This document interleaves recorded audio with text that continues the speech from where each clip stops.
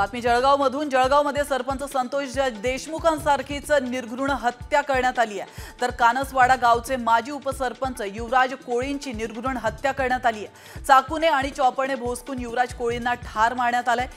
तर हल्ल्यानंतर ते जागीच रक्ताच्या थारोळ्यात कोसळले होते।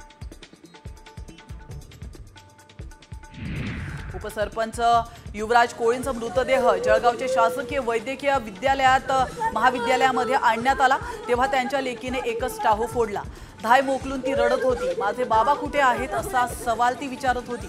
मात्र अगदी मंत्री गुलाबराव पाटील यांच्याकडे देखील त्याचं काही उत्तर मिळालेलं नाही।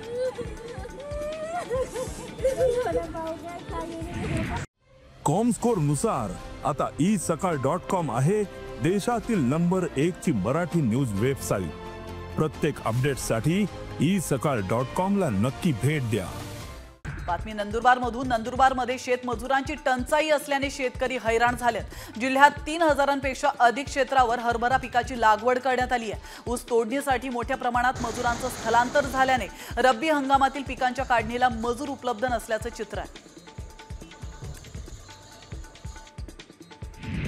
जळगावच्या मांडळमध्ये बँक ऑफ बडोदा शाखेला 8 ते 9 खेड्यांचे आर्थिक व्यवहार होतात। मात्र स्टाफ कमी असल्याने अनेक नागरिकांना तासनतास रांगेत उभं राहावं लागतंय। अनेक वेळा तक्रार करून देखील लक्ष देत नसल्याचं समोर आलंय। बँकेच्या संबंधित वरिष्ठ अधिकाऱ्यांनी या गोष्टीकडे लक्ष देऊन कर्मचारी वाढवावे अशी मागणी गावकऱ्यांनी केली। अहिल्यानगर खर्डा चौक जामखेडामध्ये लाईट खांबावर वेलींनी पूर्ण वेढा बसवलाय। यामुळे शॉर्ट सर्किट सतत होत असतात। यामुळे स्थानिकांच्या जीविताला धोका देखील निर्माण होतो। परंतु प्रशासनाचं याकडे दुर्लक्ष असल्याचं देखील पाहायला मिळतं।